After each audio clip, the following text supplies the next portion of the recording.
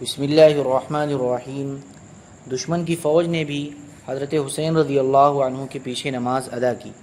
حضرت حسین رضی اللہ عنہ نے اپنے مؤذن کو اذان دینے کا حکم دیا اور سب نماز کے لیے جمع ہو گئے تو حضرت حسین رضی اللہ عنہ نے فریق مقابل کو سنانے کے لیے ایک تقریر فرمائی، جس میں حمد و صلوات کے بعد فرمایا: اے لوگو، میں اللہ تعالیٰ کے سامنے اور تمہارے سامنے یہ عذر رکھتا ہوں کہ میں نے اس وقت تک یہاں آنے کا ارادہ نہیں کیا جب تک تمہارے بے شمار خطوط اور وفود میرے پاس نہیں پہنچے، جن میں بیان کیا گیا تھا کہ اس وقت تک ہمارا کوئی امام اور کوئی امیر نہیں۔ آپ آ جائیں تو امید ہے کہ اللہ تبارک و تعالی آپ کو ہماری ہدایت کا ذریعہ بنا دیں۔ میں تمہارے بلانے پر آ گیا، اب اگر تم اپنے وعدوں اور عہدوں پر قائم ہو تو میں تمہارے شہر کوفہ میں جاتا ہوں، اور اگر اب تمہاری رائے بدل گئی ہے اور میرا آنا تمہیں ناگوار ہے تو میں جہاں سے آیا تھا وہیں واپس چلا جاتا ہوں۔ تقریر سن کر سب خاموش رہے۔ حضرت حسین رضی اللہ عنہ نے مؤذن کو اقامت کہنے کا حکم دیا اور حر بن یزید سے خطاب کر کے فرمایا کہ تم اپنے لشکر کے ساتھ علیحدہ نماز پڑھو گے یا ہمارے ساتھ؟ حر نے کہا کہ نہیں، آپ ہی نماز پڑھائیں، ہم سب آپ کے پیچھے نماز پڑھیں گے۔ حضرت حسین رضی اللہ عنہ نے نماز ظہر پڑھائی اور پھر اپنی جگہ تشریف لے گئے۔ حر بن یزید اپنی جگہ چلے گئے۔ اس کے بعد عصر کی نماز کا وقت آیا تو پھر حضرت حسین رضی اللہ عنہ نے نماز پڑھائی اور سب شریک جماعت ہوئے۔ عصر کے بعد پھر حضرت حسین رضی اللہ عنہ نے ایک خطبہ دیا۔ میدان جنگ میں حضرت حسین رضی اللہ عنہ کا دوسرا خطبہ میں حمد و ثنا کے بعد فرمایا: اے لوگو، اگر تم اللہ سے ڈرو اور اہل حق کا حق پہچانو تو اللہ تبارک و تعالیٰ کی رضا کا سبب ہوگا۔ ہم اہل بیت اس خلافت کے لیے ان لوگوں سے زیادہ حقدار ہیں جو حق کے خلاف اس کا دعویٰ کرتے ہیں اور تم پر ظلم و جور کی حکومت کرتے ہیں، اور اگر تم ہمیں ناپسند کرتے ہو اور ہمارے حق سے جاہل ہو اور اب تمہاری رائے وہ نہیں رہی جو تمہارے خطوط میں لکھی تھی اور تمہارے قاصدوں نے مجھ تک پہنچائی تھی تو میں لوٹ جاتا ہوں۔ اس وقت حر بن یزید نے کہا کہ ہمیں ان خطوط اور وفود کی کچھ خبر نہیں کہ وہ کیا ہیں اور کس نے لکھے ہیں۔ حضرت حسین رضی اللہ عنہ نے 2 تھیلے خطوط سے بھرے ہوئے نکالے اور ان کو ان لوگوں کے سامنے اڈیل دیا۔ حر نے کہا کہ بہرحال ہم ان خطوط کے لکھنے والے نہیں ہیں اور ہمیں امیر کی طرف سے یہ حکم ملا ہے کہ ہم آپ کو اس وقت تک نہ چھوڑیں جب تک ابن زیاد کے پاس کوفہ نہ پہنچا دیں۔ حضرت حسین رضی اللہ عنہ نے جواب دیا کہ اس سے تو موت بہتر ہے۔ اس کے بعد حضرت حسین رضی اللہ عنہ نے اپنے ساتھیوں کو حکم دیا کہ سوار ہو جائیں اور واپس لوٹ جائیں، مگر اب حر بن یزید نے اس ارادے سے روکا تو حضرت حسین رضی اللہ عنہ کی زبان سے نکلا: تمہاری ماں تمہیں روئے، تم کیا چاہتے ہو؟ حر بن یزید نے کہا کہ بخدا اگر تمہارے سوا کوئی دوسرا آدمی میری ماں کا نام لیتا تو میں اسے بتا دیتا اور اس کی ماں کا اسی طرح ذکر کرتا، لیکن تمہاری ماں کو برائی کے ساتھ ذکر کرنا کسی کی قدرت میں نہیں ہے۔ حضرت حسین رضی اللہ عنہ نے فرمایا کہ اچھا بتاؤ تمہارا کیا ارادہ ہے؟ حر بن یزید نے کہا کہ ارادہ یہ ہے کہ آپ کو ابن زیاد کے پاس پہنچا دوں۔ حضرت حسین رضی اللہ عنہ نے فرمایا تو پھر میں تمہارے ساتھ ہرگز نہ جاؤں گا۔ حر نے کہا کہ تو پھر میں بخدا آپ کو نہ چھوڑوں گا۔ کچھ دیر تک یہی رد و قد ہوتی رہی۔ حر بن یزید کا اعتراف حق۔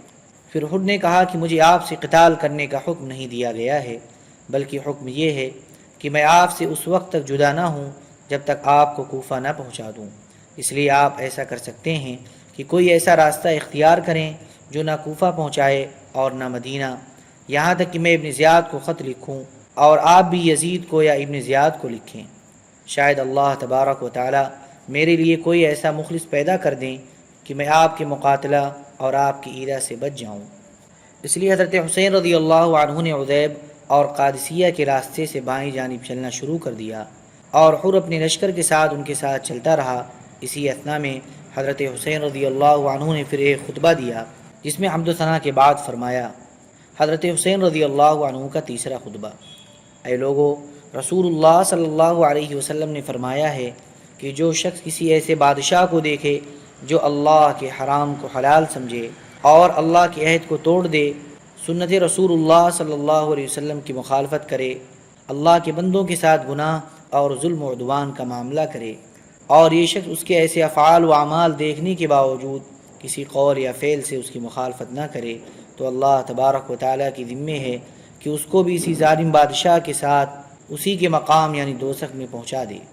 اور آپ کو یہ بھی معلوم ہے کہ یزید اور اس کے امراء و حکام نے شیطان کی پیروی کو اختیار کر رکھا ہے اور رحمان کی اطاعت کو چھوڑ بیٹھے ہیں اور زمین میں فساد پھیلا دیا، حدود الہیہ کو معطل کر دیا، اسلامی بیت المال کو اپنی ملک سمجھ لیا، اللہ کے حرام کو حلال کر ڈالا اور حلال کو حرام ٹھہرایا۔ اور میں دوسروں سے زیادہ حقدار ہوں، اور میرے پاس تمہارے خطوط اور وفود تمہاری بیعت کا پیغام لے کر پہنچے ہیں، اور یہ کہ تم میرا ساتھ نہ چھوڑو گے اور میری جان کو اپنی جانوں پر برابر سمجھو گے۔ اب اگر تم اپنی بیعت پر قائم ہو تو ہدایت پاؤ گے۔ میں رسول اللہ صلی اللہ علیہ وسلم کی لخت جگر فاطمہ رضی اللہ عنہا کا بیٹا ہوں۔ میری جان آپ لوگوں کی جانوں کے ساتھ اور میرے اہل و عیال آپ لوگوں کے اہل و عیال کے ساتھ، تم لوگوں کو میرا اتباع کرنا چاہیے۔ اور اگر تم ایسا نہیں کرتے بلکہ میری بیعت کو توڑتے ہو اور میرے عہد سے پھر جاتے ہو، وہ تم لوگوں سے کچھ بعید نہیں، کیونکہ یہی کام تم میرے باپ علی اور بھائی حضرت حسن اور چچا زاد بھائی مسلم بن عقیل کے ساتھ کر چکے ہو۔ اور وہ آدمی بڑا فریب میں ہے جو تمہارے عہد و پیمان سے دھوکہ کھائے، سو تم نے خود اپنی آخرت کا حصہ ضائع کر دیا اور اپنے حق میں ظلم کیا۔ اور جو شخص بیعت کر کے توڑتا ہے وہ اپنا نقصان کرتا ہے، اور قریب ہے کہ اللہ تبارک و تعالی مجھے تم سے مستغنی فرما دیں۔ والسلام۔ خود ابن یزید خطبہ سن کر کہا کہ میں آپ کو اپنی جان کے بارے میں خدا کی قسم دیتا ہوں، کیونکہ میں یقین کے ساتھ جانتا ہوں کہ اگر آپ قتال کریں گے تو قتل کیے جائیں گے۔ حضرت حسین رضی اللہ عنہ نے فرمایا کہ کیا تم مجھ کو موت سے ڈرانا چاہتے ہو؟ جو میں کہہ رہا ہوں اس پر توجہ نہیں دیتے۔ میں آپ کے جواب میں صرف وہی کہہ سکتا ہوں جو رسول اللہ صلی اللہ علیہ وسلم کی امداد کے لیے نکلنے والے ایک صحابی نے اپنے بھائی کی نصیحت کے جواب میں کہا تھا۔ بھائی نے اس سے کہا تم کہاں جاتے ہو؟ قتل کر دیے جاؤ گے۔ تو صحابی نے جواب میں یہ شعر پڑھا، یعنی میں اپنے ارادے کو پورا کروں گا اور موت میں کسی جوان کے لیے کوئی عار نہیں ہے، جبکہ اس کی نیت خیر ہو اور مسلمان ہو کر جہاد کر رہا ہو۔ پھر اگر میں زندہ رہ گیا تو نادم نہ ہوں گا، اور اگر مر گیا تو قابل ملامت نہ ہوں گا، اور تمہارے لیے اس سے بڑی کیا ذلت ہے کہ ذلیل و خوار ہو کر زندہ رہو۔ حر بن یزید کچھ تو پہلے سے اہل بیت کا احترام دل میں رکھتا تھا، کچھ خطبوں سے متاثر ہو رہا تھا۔ یہ کلام سن کر ان سے علیحدہ ہو گیا اور ساتھ ساتھ چلنے لگا۔ ترماح بن عدی کا معرکے میں پہنچنا۔ اسی حال میں 4 آدمی کوفہ سے حضرت حسین رضی اللہ عنہ کے مددگار پہنچے، جن کا سردار ترماح بن عدی تھا۔ حر بن یزید نے چاہا کہ انہیں گرفتار کر لے یا واپس کر دے، مگر حضرت حسین رضی اللہ عنہ نے فرمایا کہ یہ میرے مددگار اور رفیق ہیں، ان کی ایسی ہی حفاظت کروں گا جیسے اپنی جان کی کرتا ہوں۔ حر بن یزید نے ان کو آنے کی اجازت دے دی۔ حضرت حسین رضی اللہ عنہ نے ان لوگوں سے کوفہ کے حالات دریافت کیے۔ انہوں نے بتلایا کہ کوفہ کے جتنے سردار تھے ان سب کو بڑی بڑی رشوتیں مل گئی ہیں اور ان کے تھیلے بھر دیے گئے ہیں۔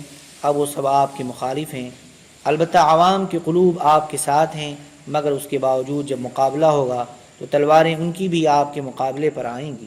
ترماح بن عدی کا مشورہ۔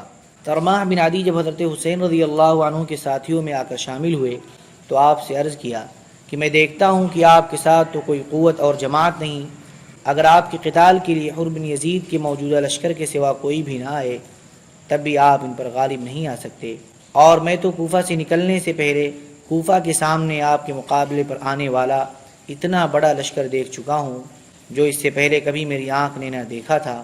میں آپ کو خدا کی قسم دیتا ہوں کہ ایک بارش بھی ان کی طرف نہ بڑھیں، آپ میرے ساتھ میں چلیں، میں آپ کو اپنے پہاڑ آجا میں ٹھہرا دوں گا جو نہایت محفوظ قلعہ جیسا ہے۔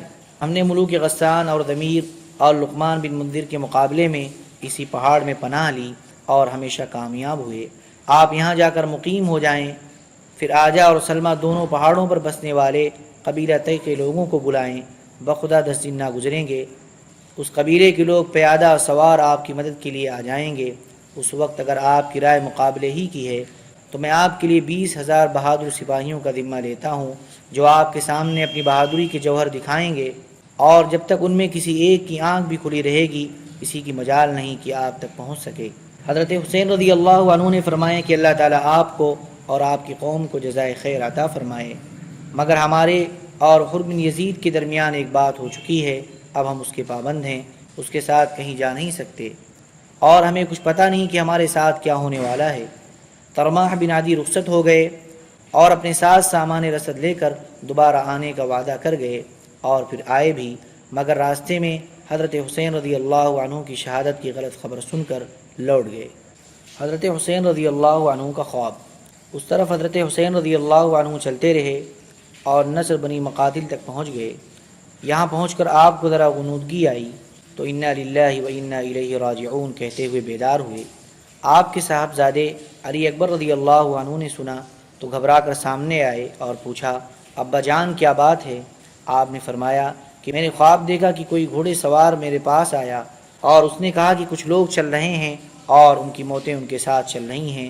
اس سے میں سمجھ گیا کہ یہ ہماری موت ہی کی خبر ہے۔ علی اکبر رضی اللہ عنہ کا مومنانہ ثبات قدم۔ صاحبزادے نے عرض کیا کہ ابا جان کیا ہم حق پر نہیں؟ آپ نے فرمایا، قسم اس ذات کی جس کی طرف تمام بندگان خدا کا رجوع ہے کہ بلا شبہ ہم حق پر ہیں۔ صاحبزادے نے عرض کیا، پھر ہمیں کیا ڈر ہے جبکہ ہم حق پر مر رہے ہیں؟ حضرت حسین رضی اللہ عنہ نے ان کو شاباشی دی اور فرمائے کہ اللہ تبارک و تعالی تم کو جزائے خیر عطا فرمائے، تم نے اپنے باپ کا صحیح حق ادا کیا۔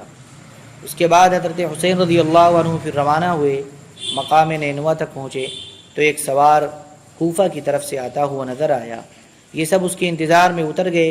اس نے آ کر حر بن یزید کو سلام کیا، حضرت حسین رضی اللہ عنہ کو سلام بھی نہ کیا، اور حر کو ابن زیاد کا ایک خط پہنچایا جس میں لکھا تھا کہ جس وقت تمہیں میرا یہ خط ملے تم حسین پر میدان تنگ کر دو اور ان کو کھلے میدان کے سوا کسی پناہ کی جگہ میں نہ اترنے دو، اور ایسے میدان کی طرف لے جاؤ جہاں پانی نہ ہو، اور میں نے اپنی اس قاصد کو حکم دیا ہے کہ جب تک میرے اس حکم کی تعمیل نہ کر دو گے تمہارے ساتھ رہے گا۔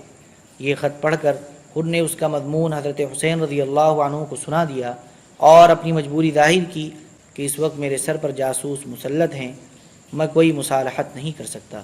اللهم صل على سيدنا وحبيبنا ومحبوبنا ومولانا محمد وبارك وسلم، سبحان ربك رب العزة عما يصفون وسلام على المرسلين والحمد لله رب العالمين۔